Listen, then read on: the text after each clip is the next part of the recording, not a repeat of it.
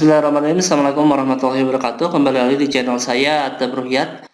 Pada kesempatan kali ini saya akan menjelaskan tentang modul pertama dari mata kuliah pemrograman visual, yaitu membuat database.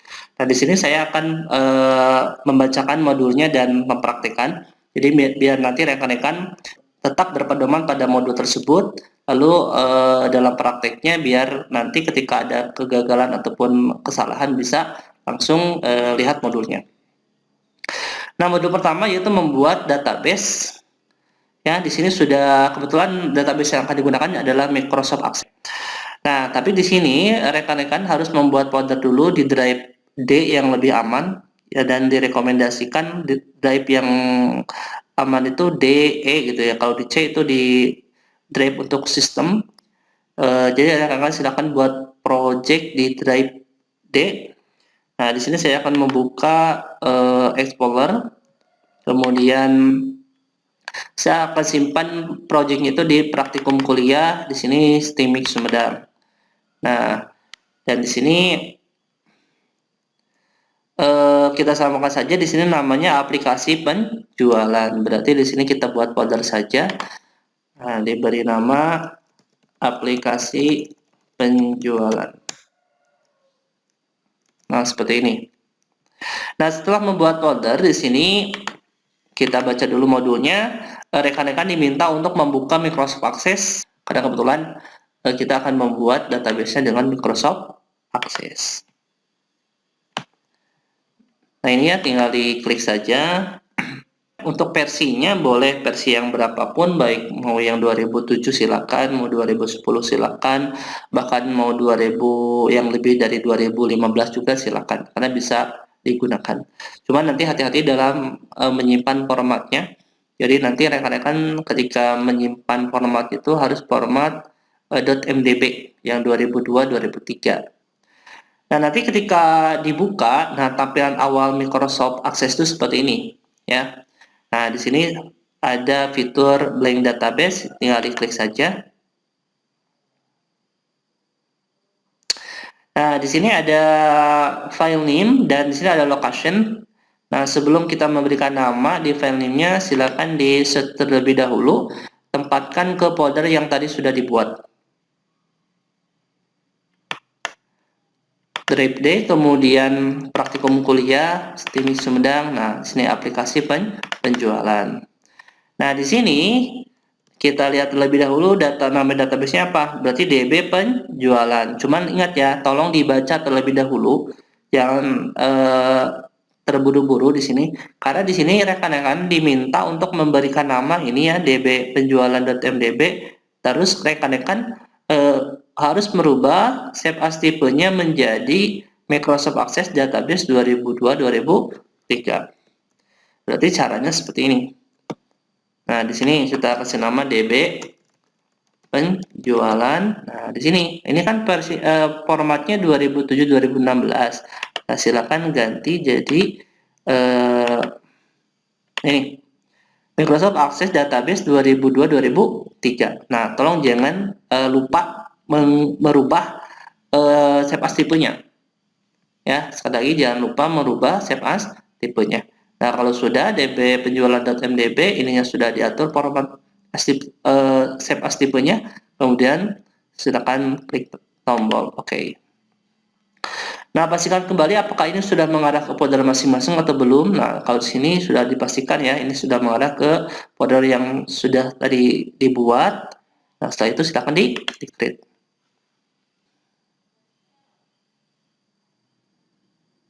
Nah, di sini merupakan tampilan dari Microsoft Access. Jadi ketika di-create nanti otomatis akan muncul tabel 1.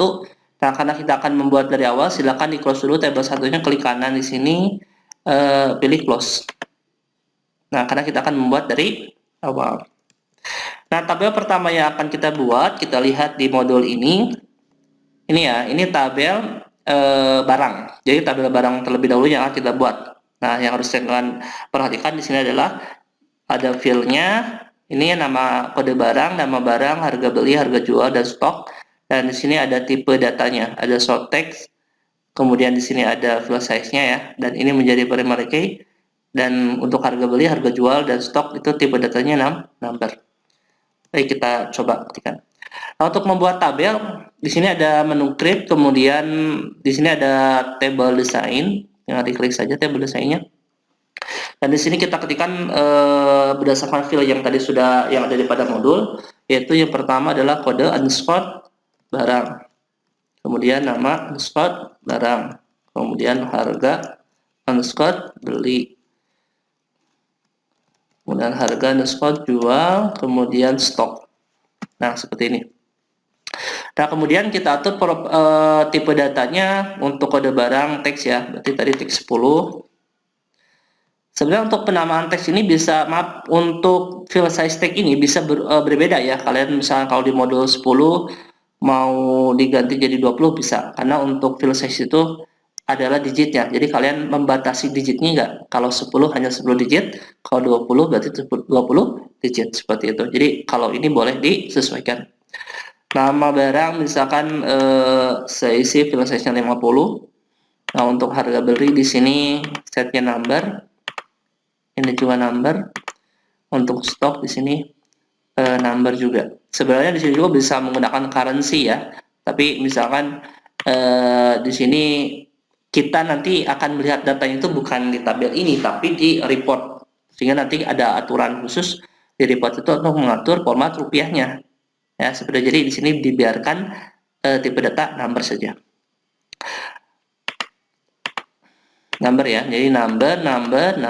Jadi harga beli, harga jual, dan stok itu number. Nah, setelah itu kita beri primary key. Nah, di kode barang ini. Nah, kalau sudah, kita simpan dengan nama barang. Seperti itu. Tapi mohon ingat ya, penamaan field dan penamaan tabel tidak boleh ada spasinya. Nah, ini. Ya, berarti sudah disimpan. Kalau sudah di close. Nah, untuk membuat tabel lain tinggal ke menu create lagi, kemudian table design. Kita buat tabel yang kedua. Tabel yang kedua yang akan dibuat adalah tabel pegawai. Di sini ada ID pegawai, nama pegawai, alamat pegawai, jabatan, nomor HP pegawai, dan kata sandi. Berarti ini kata sandi itu untuk nanti itu login ya. Jadi di sini kenapa di data pegawai ada kata sandi itu untuk login. Baik, kita ketikkan. Pertama ID pegawai, kemudian nama pegawai, kita lihat kembali, alamat pegawai ya. Alamat pegawai, kemudian jabatan, kemudian nomor HP pegawai, dan kata sandi. Kata sandi. Kalau dilihat di sini tipe datanya short text semua ya. Sekali lagi untuk file size-nya ini boleh berbeda, cuman catatan dari saya, rekan-rekan jangan terlalu besar, jangan terlalu kecil. Untuk ID pegawai di sini teks 10, nama pegawai teks 50, untuk alamat di sini misalkan teks 100, untuk jabatan misalkan teks 30, untuk nomor HP misalkan teks 30, untuk kata sandi misalkan teks 30. Nah, kalau sudah diatur, sekarang kita beri primary key pas ID pegawai. Kalau sudah, kita save pegawai ya, seperti itu. Kalau sudah di OK, nah ini sudah tersimpan, silahkan di close. Nah, seperti itu. Nah, karena membuat database itu sangat mudah, jadi saya berharap rekan-rekan akan lebih cepat dalam membuat database-nya. Kita akan membuat tabel yang ketiga. Tabel yang ketiga itu adalah pelanggan. Ini ya. Ini ada ID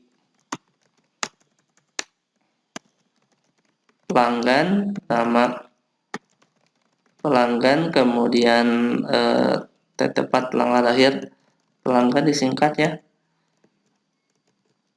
JK, jenis kelamin pelanggan, alamat pelanggan, kemudian nomor HP pelanggan, kemudian agama. Nah, seperti ini. ID pelanggan, nama pelanggan, tempat tanggal lahir, pelanggan, jenis kelamin pelanggan, alamat pelanggan, nomor HP pelanggan, dan agama. Nah, ini juga file di sini sebenarnya bisa berbeda, cuma di sini disesuaikan dengan kebutuhan. Kenapa ada tempat tanggal lahir? Ini untuk menyesuaikan nanti kedepannya kalau program ini mau dikembangkan, kita ingin mengecek tanggal lahir pelanggan. Nah, nanti ketika di pas tanggal lahirnya kita kasih hadiah atau apa. Nah, kedepannya bisa seperti itu. Ya. Nah, kita atur sekarang propertiesnya ini teks semua. Jadi kita atur misalkan ID pelanggan teks 10, kemudian nama pelanggan teks 50. Untuk tempat tanggal lahir taruhlah 100. Untuk jenis kelamin misalkan taruhlah 20. Nama alamat pelanggan 100. Nomor HP 30. Dan untuk agama pelanggan misalkan 30. Ya. Nah, di sini kita beri primary key. Kalau sudah, dicek terlebih dahulu apakah sudah tepat atau belum. Kalau sudah tepat, kemudian disimpan dengan nama tabel pelanggan. Cuman diingat ya, sini kita. Nah, kalau sudah disimpan dengan nama pelanggan. Kalau sudah di OK, nanti akan muncul di sini pelanggan, berarti sudah tersimpan. Silakan di close. Nah, kita buat tabel selanjutnya, yaitu tabel yang keempat, yaitu tabel jual. Ini tabel jual ya. Create, kemudian table design. File yang pertama adalah nota, kemudian TGL jual, tanggal jual disingkat ya. Kemudian ID pegawai, ID pelanggan, kemudian status,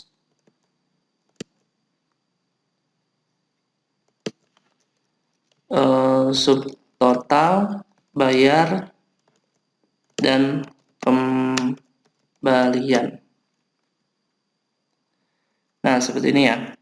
Nota, tanggal jual, ID pegawai, ID pelanggan, status, subtotal, bayar, dan kembalian. Nah, status sekarang propertiesnya. Di sini teks 10. Untuk tanggal kita pilih .ortime. Kemudian ini teks 10. ID pelanggan teks 10. Status ini teks 30. Nah, kalau subtotal kita ganti jadi number, kemudian bayar number, kembalian number. Nah, seperti ini. Dan di sini kita beri primary key. Kalau sudah, kita simpan dengan nama jual. Nah, berarti tabel keempat sudah selesai. Baik, untuk selanjutnya yaitu kita akan membuat tabel yang kelima. Tabel yang kelima yaitu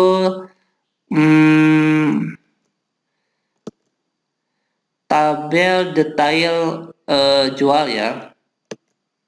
Tabel detail jual. Ketika nota, kode barang, harga jual, jumlah jual, dan total jual. Kita atur propertiesnya teks 10, kemudian kode barang teks 10. Untuk harga jual kita set number, jumlah jual juga number, total jual juga number. Nah, karena tabel ini, tabel detail itu pecahan dari tabel jual, jadi di tabel ini tidak boleh rekan-rekan menggunakan primary key di pas notanya. Karena ini itu adalah tabel pecahan dari tabel jual. Jadi kita langsung simpan saja. Ya, Ctrl S, tabel detail ya. Nah, kita kasih nama detail di sini. Ketika di OK, nah nanti hati-hati akan muncul seperti ini. Ya.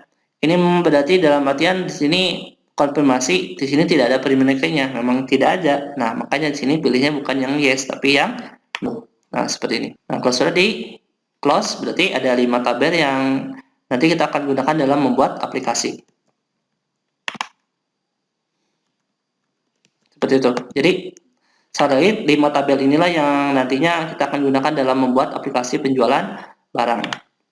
Nah, mungkin itu untuk pembahasan basis data. terkait kasus aplikasi penjualan. Saya tutup dulu.